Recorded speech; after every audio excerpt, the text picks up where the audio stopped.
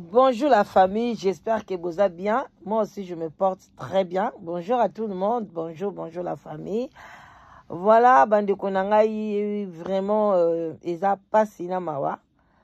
Komona makambo ezoleka na kati ya corps du Christ. Bon like mission vraiment beau partager yango abondamment, beau partager yango vraiment, ba partage ebele. Bon la musabana ya Congo parce que l'air est grave. Hein? Shalom naba homme de Dieu, ba chantre de l'Éternel, ba shalom na bino kalate tam tout au pire abino sou bambo tété parce que bonio ko la population boye et puis to pesi respect na bande ko ba chef coutumier na biso matondo na ba kimbangiste voilà bobo to bonde ko na bande ko sa catholique salam ba salam alaikum na ba musulman voilà les vendredi hala bahala. Voilà, bande konanga, en tout cas, toute tendance confondue. Boza pas maman qui n'a la danoise. Bon, like vidéo, bon partager. L'air est grave, bande konanga. Nyoso e bomba maki, e kozala na kuku. Bande ko, eloko ya ko kamwa, bana ya mama olangi, bazoko lakisa, ke bambongo yo biso tomonaka, oyo bana na biso. Bamonaka pasi pona kotia na kacha bakomba spirituel wana oyo biso tomonaka pasi pona kotia eza bambongo bango moko baliaka yango bango moko basakanaka na bambongo wana ça n'a rien à voir na nzambe bande konga moko pe na mitunaka nzambe yango oyo nzambe asali mokili oyo asali or diamant makambo nyonso azala suna besoin ya mbongo oyo biso tozozwa na pasi seme boye, sala boye, bande konangai bimi na poisa. Année oyo, je crois na débit. Ou bien année passée, je ne sais plus. Bon, mona kindenge, dani, ale olangi. Aye ko panza ministère ya Belgique. Alingi ya boto la ministère wana, et pa ya muto ya nyo kwa maki topese bambote belé. Hein? Topesi bambote belé na ministère ya Belgique. Alingi ya boto la yango. Pona nini makambu ya mbongo. Amona clair na mbongo. Mbongo batu bazomone la pasi. Olie mbongo ba ocha na église. E baluka na église. E sala makambu église. E soke leke belé sunga babola. E koma na ba poshi na bango moko. Aye ko sala guerre na papa Mons. Men nzamba za bolingo atali kote nini oyo.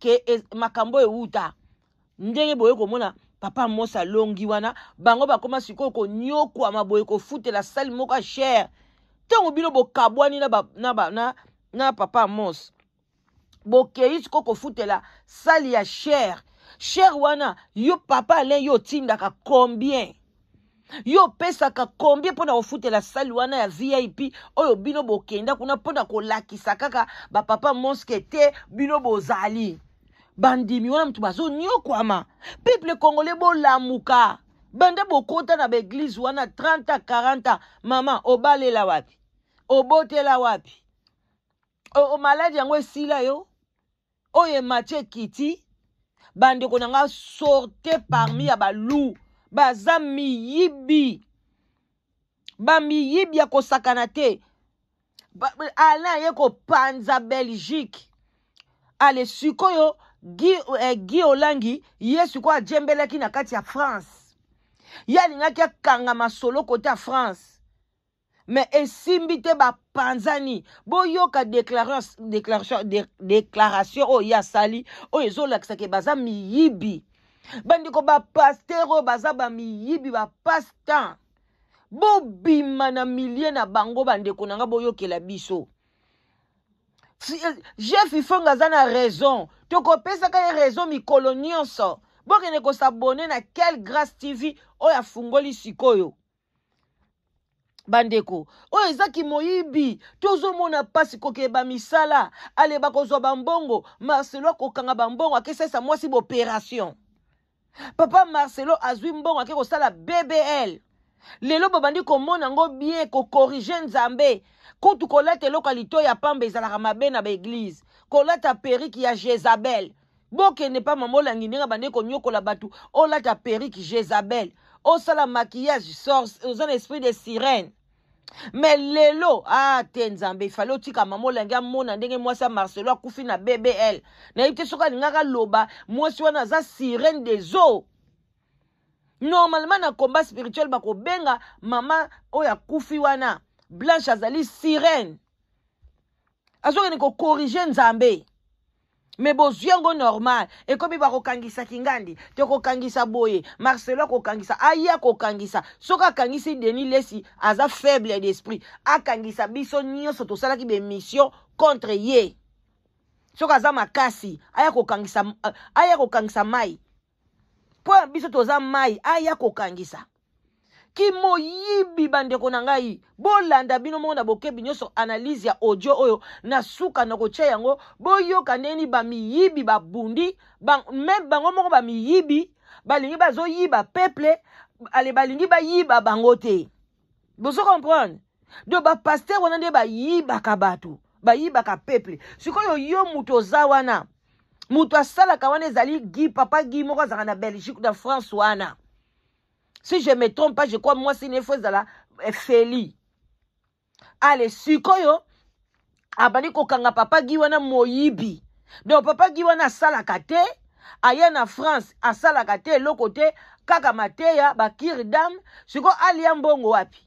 Akolia ka mbongo mabonza wana bandeko bomoni ba mabonzo bopesa ba pasteur, ba dimo bopesa ba pasteur ekendeke pa ya nzambe te. Ba pasteur fo bazala franc ya koyebisa biso vérité bo pesa ngai mbongo na salaka te mbongo na bino ko sunga ngai e ko sunga église e ko sunga boye bo tika ko kosa ke bo pesa ka nzambe ndeko boko tika la mobola oko tika la pauvre o soko zala ba projet na yo sala ba projet na yo ko landa bango te ko pesa ka bango ba mbongo bazo s'enrichir tellement bambongo eleki bakomi kosaisa basi na bango ba opération minene soki bakati mwasi lelo bakati lobi kuna bandeko nanga na ye ko na bina donc bandeko eza pasi boyoka gi olangi moyibi alingi ba yiba yete lelo église ya combat spirituel ya France pe epanzani. Et kaboni lokola oya ya Belgique et kaboni ki église ya mamolangi ti dans 10 ans ekosila.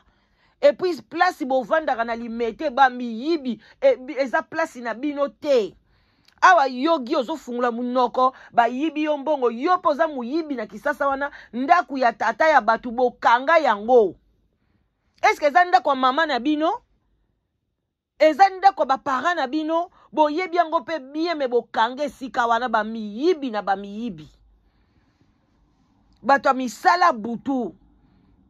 Boko panzana na mbongo yo boyibaka nzamba ko confondre bino. Tala bo bandi ko kabwana na ba leki na yo ba miyibi. Tozali awa bande ko bolanda. Na bokebi nyonso. Bolanda. Allez tokende. Champ de Dieu devant des escrocs, des voleurs dans le champ de Dieu, je suis obligé aujourd'hui maintenant de faire cette vidéo. Et je dis ceci, je le fais pour la gloire de Dieu, je le fais parce qu'aujourd'hui, il est grand. Tu le fais pas pour la gloire de Dieu, tu le fais pour la gloire du diable. Place bino bozali nzamba zalaka te bozo faire souffrir peuple azo nyo kwa manaki sasa wana bozo lelisa ba mama pleureuse balelaka nzamba sala mukili esengo na mukili photo sepela même na Bible bato akala bazala ko sepela ba osala ba feti bomona ki Job te abana na ba fetaka oya bino bokoma ko lelisa ba mama bato ba pesa ka ba enveloppe ya ba mama pleureuse ozo salango pour la gloire du diable. Bino na bino bobetani mutu. Toko pesa ka bino lisusu ba mabonza te. Boza mabe bozo nyoko la population. Muyibi ba yibi yo. Voilà. Lobande bongo. Toleka. Maintenant que le monde sache qu'il y a des voleurs, des gens qui sont venus pour s'enrichir. Voilà. Dans l'œuvre du Seigneur, au lieu de servir le Seigneur en vérité et en esprit. Et moi, je ne cautionnerai pas. Boyoki, batu ba ye na œuvre ya Nzambe, po na ba s'enrichir, neti mama na ye na tata na ye. Ba yaki na œuvre na bango, po na ba s'enrichir. Ba s'enrichir, Nzambe pe akati bango, na katikati na ba 70 ans, ba 69 ans, ala kati bango mitu, ba kei, ba ke kukufa. bozomona bazoyebisa bino bien ke batu bazoya na œuvre ya bazoya na kombo ya nzambe pona en tout cas nzambe mukomisu loba penza na mongongo munene mukili yoka surtout na Congo fongola mapata nzambe na ngai koleka na nzela te ya pasteur moko te o prophète moko te fongolo bele mapata na salango ta na kote ya banana fongola penza ganga botika kopesa mabonza na badim bolia bambongo na bino celui qui ne travaille pas ne mange pas non plus oya kosala te kolia te. On est fatigué de ces gens-là. Bamiyibi bolanda. À cela. Qui à être seul, je serai seul. Ah. Voilà. Mes chers frères et sœurs du siège de Paris. Alors, bisoka kozala seul. Ba kabwani bana mamolangi. Bazo wele la mbongo. Ba komitiana bambeli. Tozali awa. Na bambongo batu banyokwa makaboye. Giolangi batu bazo nyokwa ma. Bandana ko dénoncer papa na yona mama na ondenge ba nyokoli batu na kopesa bambongo ba enveloppe. Eloko nyoso convention sur convention papa. Bandana nuko sala openda bino moko bobenga kana repentance sincère. Bokaboli biso na bana na biso, bokaboli biso na bandeko na biso, bokaboli biso na baknoko na biso, bokaboli biso na non. Ça c'est méchant de votre part. Maman na bino akaboli batu na ndenga osakana te. Donc okoki même pas o sepela na mobali na yo, bio sepela na mwana, bio sepela boy, toujours la sorcellerie. Non, boko mona boye bino bana balobi ba papa na bino ba liaki ba manga ya ngai bino nde boza na mingai. Omonde boza kimia na kati ya ndako na bino te. Boza kimia te toleka. Oko tika la pe seul wana kaka. Ndenge mama na yo kabola ka batu na ba koma ba seul. Ndenge pe bino bana boko kabwana. Eko ba retombe ko zonge la bino. So bo sali ba repentance sincère te. Yaya bola ike mission. Toza na bino. Mes chers frères et sœurs de Paris, il y a un hold-up qui se fait maintenant. Nous avons géré Paris, moi et Madame Da Silva, dans la paix, dans la concorde, dans la transparence. Aucun de nous n'a pris de l'argent à Paris. Aucun de nous n'a pris même un franc pour ses propres besoins. Ni même quand on venait là-bas, pour l'hôtel, rien du tout. Et nous avons géré ce siège sans problème. Depuis que nous avons pris la nouvelle salle, aucune dette de loyer. Le loyer a été payé à temps. La bergerie a été payée à temps. Tout le monde a été... Donc, na katia ba France wana bomonaka ba nyongo ya ba benga na kabango kaka so bandi ko futela a maboko makasi même pona ba futa sale ba nyongo wana nyonso tu mbongo yo bino bozo pesa ole bo futela ngo ba sale boko futela ngo salte bozo senga lisusu bandimi donc boche mabonza boche ba dim après bozo tia kesi mususu pona ko soutenir mbongo ko futa sale bande ko nga bo fungola misu. Bandeko, surtout na poto wana. Bokendaka ko lukani na beglise wana. Bokendaka ko lukani bandeko na ngai. Bo sambela na bandako bie bozonga catholique, zonga protestant, bozonga beglise oyo to mokile salela biso. Bobima na binzambi nzambi. Tala ne ba yiba mbongo. Mbongo yango yo awa panye ya dimi bache, panye église yango, panye ko soutenir salle. Sal ya kofuta loyer bongo mbongo wana mabonza pona nini bakene kokuta bino ba 2 millions na ba banque bakekuta bino ba western bakene kokuta bino ba biloko vous allez payer ça bomoni mamolangi ya kufi na kimia papa langa kufi na kimia metala bana na yende babandi kofuta bango bomoni bana ne ba se déchirer bomoni akomi koloba ko sala campagne na côté na yemoko parce que d'abord ndeko Guy o azakana nous d'accord te na ndenge bakabwanaki Alain kocha mobulu parce que babandaki kozwa mbongo bandeko nanga Belgique bandeko pesa famille na bango mbongo chaque mois chaque bandeko ke ba 3000 euros ba 4000 euros ba miyibi banoyo batonda mbongo te mama bino akolisi bino mabe kako yaka kolakela ka bana baninga bozo kolisa bana malamu te bozo mesiko bino moko ba fuitala Les linges sales ka se lave en famille. Au lieu de publier sur les réseaux sociaux pour to sani to betelo maboko. To betelo maboko te. To ko betela yo maboko te. Bo zongisa nanu banda kwa batu boyiba, ba voiture batu babozwa, ba bijoux ya batu bozwa, bo zongisa nanu biloko kwa batu. Bo longba ba mama pleureuse, bo tika bango bazala bien. Kolelisa bango ya nini? Banda ba banda kolela. Bazwa nini papa? Boyoka. Honoré. Que ce soit même les missionnaires avec leurs 100 euros par semaine. Et aujourd'hui, donc, ba missionnaire, oh ba benga ba pasteur na bango, oh ba yaka kote na France, ba futaka bango 100 euros. Tant ba lokoti ba mbongo nyoso tout, missionnaire, missionnaire ba pesi 100 euros par semaine. Donc ba pesi missionnaire lokola 400 euros par mois. Pona sala nango nini? Botala niveau bazo nyokola bino ba missionnaire.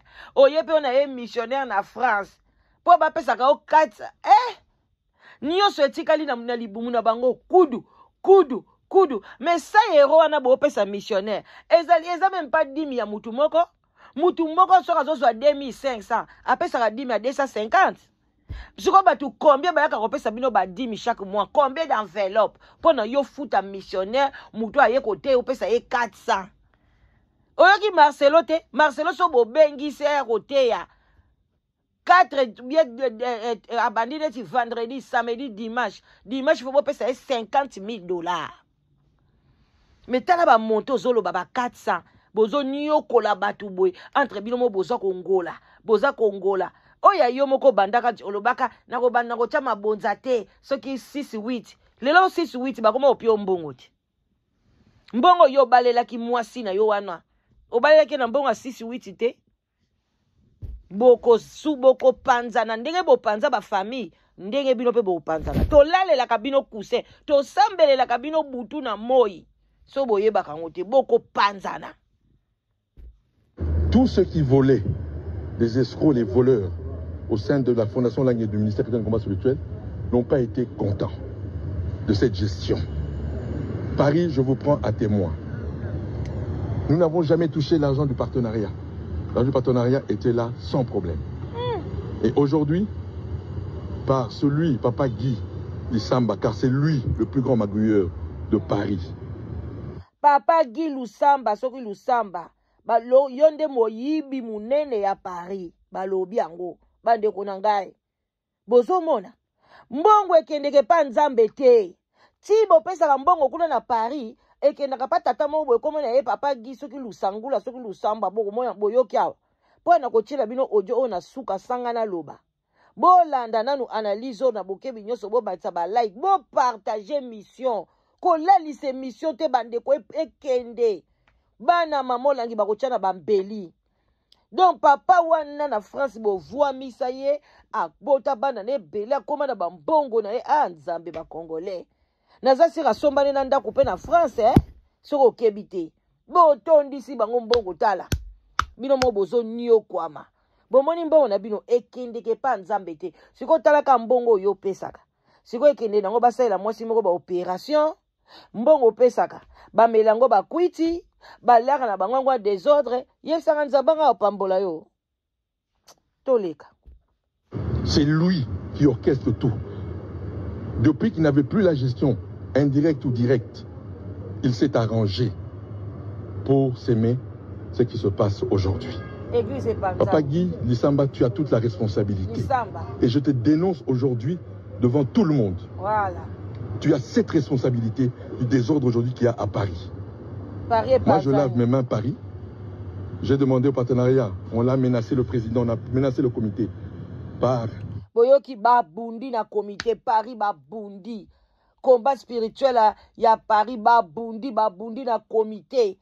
Papa Lusoki Giwana asali bitumba ndoi na yoti. Bitumba. Bande koboyoki bagina bagiba miyibi. Bakomba bagiba miyibi batumi bagiba zaka miyibi. Hey, bolanda ka bakomba bagi. Ngana bi bagi ebele miyibi. Miyibi akoyiba. Non. Peuple congolais so bo fongola misute. Bokotika la maboko pamba. Bokotika la maboko pamba. Bokotika la maboko pamba. Ketia Olangi, par Sophie Olangi, sous la couverture du président de la fondation, ils ont menacé le partenariat de libérer l'argent. Ketia Olangi, Ketia Olangi, na Sophie Olangi, baleki na ye, parce que ye muta comme ko diriger France. Mais Ketia tonda rambongo te mwana mwasi oyo, kamwa kamukiele kete oyo nzoto ya chirurgie, atonda kambongo te. Aye ko salisa ba mama Pleuresse na Belgique, ba zoba ngamna na poto boba kenake olela ka pamba. Ata ku boloba poto ya paradis te na olela nini? Na lela ni mama nanga kufi o eloko ninga na olela la mukili oyo. Boni boye ko toyaka na mukili po to salela kabino boyoki Ketia Olangi na leki na moko Sophie bangonde bakei bazali siko kote na papa giwana ya France ba beti siko ye mosinzo. Ketia ko bimisa mbongo eleki mwana moyibi. Pardon? Gloire à Dieu. Je demande un partenariat, libérer cet argent, qu'ils fassent ce qu'ils vont faire avec. Ketia poni otikala kino na Afrique du Sud, kuna te bovanda na mobali na o, falo zwa kutu seli l'Afrique du Sud o yi baka penya mbongo bien. Otika ba nyongo kuna na ndako Afrique du Sud, ba nyongo ti ba boto la bino banda ko bako non. Bano yo. Bino pe bato bolanda ka bango na yebite. Bo sundola bango na église na bango na makamu na bango. Bo sala ba église na bino. Eyo pe papa giango ya France. Ça l'église na yo yebi côté ya makamnyo so ça l'église na yo kende comme autonome le quoi papa mons. Elo oni bokanga mana bano. Ozwi lisusu yo wana siko papa giango ya France osundoli gi oyo ozolanda siko yo Ketia na Sophie boko beba na kaka. Osi ozwi mayele na mutu na okende osala kende kolia kono sa l'église na yo. Tolanda. Avec la complicité de papa Guy Lissamba. Aujourd'hui, Paris, moi je me désengage. Maman Dassilva se désengage. Et je le fais publiquement. Pourquoi nous le faisons? Sans hypocrisie. Vous me connaissez comme moi, j'ai toujours été direct. Je me désengage. Une bonne gestion. Et aujourd'hui, tous ceux qui géraient ont eu des problèmes. Maman Déborah, Maman Barak, on les a chassés comme des vauriens le dimanche dernier. Boyoki. Voilà ma... Boyoki na kati église. Batu oyo ye achaki gérance na France. Ba gérer. Papa Giwana bengani bango nyoso église. Hey, Congolais, combat spirituel. En tout cas, Bossali Batoumabé, vous allez payer les enfants de Maman Olangi, vous allez payer. Oh, Bilobo Nyokoli Batou Boye, vous allez payer. Boye bi ke bokabola batou, Boye bien que bokabola batou, vous allez payer. Aujourd'hui, je suis venu dénoncer ce qui se passe. Voilà pourquoi je lave mes mains pour le siège de Paris. Nous l'avons nommé. Nando sokoli mabokote, o sokola na munoko, oko sokola na zolo, yoko sokola na o sokolite, nanute papa. Il faut bon restaurer ma famille au bébé ça. Bon zongi sa babiloko ya batu. Bon tika pe koyiba, mutwa chama bonza na ndenge na e. Ba enveloppe pembe nyoso kokabola ka ba enveloppe ko. Non, ça c'est du vol. Ce n'est pas bien ce que vous faites là. Vos enfants vont payer. Bino bongo bandi ko futata na bokabwanite. Vous allez boko kabola 1000 morceaux. Botika mutacha mama tiens enveloppe, ça la boye, c'est mes pour na boye. Ba boye na boye. Non, mais les gens partent travailler Non, vous allez voir. Maman Da Silva et moi, nous lavons nos mains. Que le Seigneur vous bénisse. Paris, je vous aime beaucoup. Je vous ai donné mon temps, je vous ai donné ma gestion, je vous ai donné tout.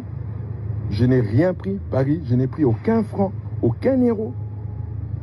J'ai laissé l'argent du partenariat. Aujourd'hui, on va dévaliser cette caisse par des voleurs et des escrocs, soi-disant cette salle qui n'a pas de toilette, qui n'est pas en état sanitaire.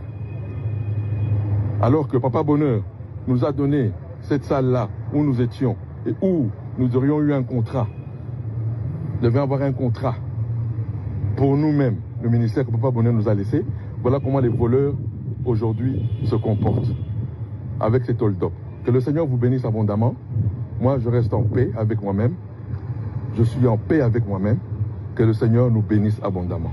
Mais ce qui se passe là, c'est réellement l'état d'âme du ministère, où l'argent a pris la place de Jésus-Christ, où tout ce qui se fait, c'est pour l'argent.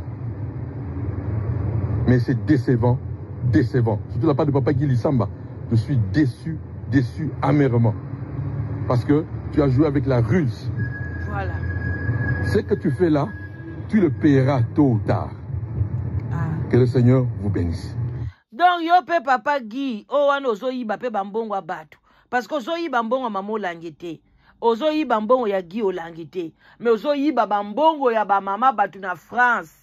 Toi aussi, tes enfants vont payer. Au monde bana o bazo payer. Au monde bazo souka de ba o kabwana. Na ba kabwani te. Nanu ba s'entretuer te. Ba kochana bambeli ba ko kabwana. Ndenge pe ko kitela ka bana na bino. Suki bo continuer ka ko lia ka bambongo abatu. J'espère que place papa Marcelo aza zui moi ma yele muke. Ndenge yepe lisusu. Alie bambongo abatu pona mwasa ke sala ba hôpital. Tala place mwasa alali. Ya. Boko futa batu bazonyo kwa mamboka ezala pasi eloko nini bino bosali bana mamolangi depuis mama na bino akufi akamwa surplice nini penza bosali Guy Olangi bosali nini poni konyoko la population boye basala bino nini peuple congolais sala bino nini poni kozwa peuple batu na capturer peuple batu peuple sala bino nini pona bonyoko la peuple boye boye bopanzi ya Belgique pona lokoso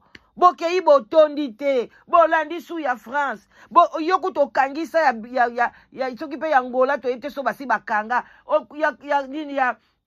ya Brazzaville ekangama Brazzaville bofungola ba église olisute bokanga non poni biso bataboto koko mataba atana koko mata premier ministre te. Mais un jour, Zaba okomaka président Yamboka wana. Bongo boko mona. Boko lela na l'église, boko lela tout va. Donc, l'église nyonso et okoma ba école. Celui qui a place église ezali et comme école. École ba formation, ya ba maçon, école ba menuisier, école ba tailleur, école ya boye. Donc vous allez voir, ba nombre église na Congo, nombre école. Protestant, église missionnaire, armée d'Isali, néo-apostolique. Nabi me kokangama. Témoin de Jéhovah, kaba onde ba otikala. Bino sobotikala, o bima, o kigandi. Tous fermés, ba miyibi. Moyibi, azoya kolobela moyibi. Bino nyoso, ba miyibi. Voilà, merci. Bandeko, like, mission partagée. Voilà, merci beaucoup. Bye bye.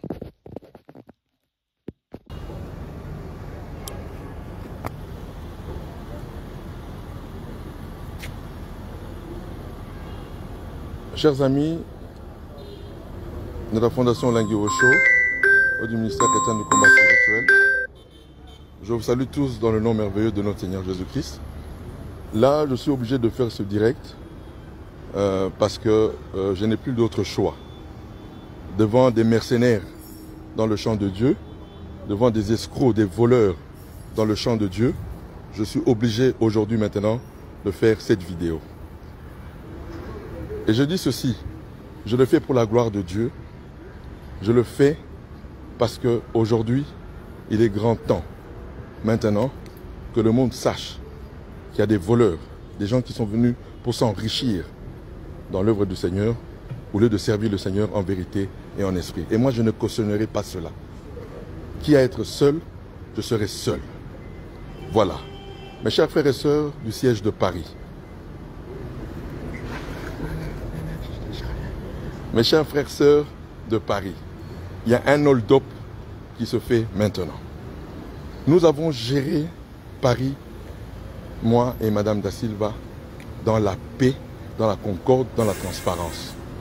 Aucun de nous n'a pris de l'argent à Paris. Aucun de nous n'a pris même un franc pour ses propres besoins. Ni même quand on venait là-bas pour l'hôtel, rien du tout. Et nous avons géré ce siège sans problème. Depuis que nous avons pris la nouvelle salle, aucune dette de loyer. Le loyer a été payé à temps. La bergerie a été payée à temps. Tout le monde a été honoré. Que ce soit même les missionnaires avec leurs 100 € par semaine. Et aujourd'hui, tous ceux qui volaient, les escrocs, les voleurs, au sein de la Fondation Langue et du ministère chrétien de combat spirituel, n'ont pas été contents de cette gestion. Paris, je vous prends à témoin. Nous n'avons jamais touché l'argent du partenariat. L'argent du partenariat était là sans problème. Et aujourd'hui, par celui, Papa Guy Lissamba, car c'est lui le plus grand magouilleur de Paris. C'est lui qui orchestre tout. Depuis qu'il n'avait plus la gestion indirecte ou directe, il s'est arrangé pour s'aimer ce qui se passe aujourd'hui. Papa Guy Lissamba, tu as toute la responsabilité. Et je te dénonce aujourd'hui devant tout le monde. Tu as cette responsabilité du désordre aujourd'hui qu'il y a à Paris. Moi, je lave mes mains Paris. J'ai demandé au partenariat, on l'a menacé le président, on a menacé le comité par Ketia Olangi, par Sophie Olangi, sous la couverture du président de la fondation. Ils ont menacé le partenariat de libérer l'argent. Ils l'ont fait. Gloire à Dieu, j'ai demandé au partenariat de libérer cet argent, qu'ils fassent ce qu'ils vont faire avec la complicité de Papa Guy Lissamba. Aujourd'hui, Paris, moi je me désengage, Maman Da Silva se désengage, et je le fais publiquement. Pourquoi nous le faisons? Sans hypocrisie. Vous me connaissez comment j'ai toujours été direct. Je me désengage. Une bonne gestion. Et aujourd'hui, tous ceux qui géraient ont eu des problèmes. Maman Déborah, Maman Barak, on les a chassés comme des vauriens le dimanche dernier. Voilà, aujourd'hui je suis venu dénoncer ce qui se passe. Voilà pourquoi je lave mes mains pour le siège de Paris. Nous lavons nos mains. Maman Da Silva et moi, nous lavons nos mains. Que le Seigneur vous bénisse. Paris, je vous aime beaucoup. Je vous ai donné mon temps, je vous ai donné ma gestion, je vous ai donné tout. Je n'ai rien pris, Paris, je n'ai pris aucun franc, aucun euro. J'ai laissé l'argent du partenariat. Aujourd'hui, on va dévaliser cette caisse par des voleurs et des escrocs, soi-disant cette salle qui n'a pas de toilette, qui n'est pas en état sanitaire. Alors que Papa Bonheur nous a donné cette salle-là où nous étions et où nous aurions eu un contrat. Nous devions avoir un contrat pour nous-mêmes, le ministère que Papa Bonheur nous a laissé. Voilà comment les voleurs aujourd'hui se comportent avec cet hold-up. Que le Seigneur vous bénisse abondamment. Moi, je reste en paix avec moi-même. Je suis en paix avec moi-même. Que le Seigneur nous bénisse abondamment. Mais ce qui se passe là, c'est réellement l'état d'âme du ministère, où l'argent a pris la place de Jésus-Christ, où tout ce qui se fait, c'est pour l'argent. Mais c'est décevant, décevant. Surtout de la part de Papa Guy Lissamba. Je suis déçu, déçu amèrement. Parce que tu as joué avec la ruse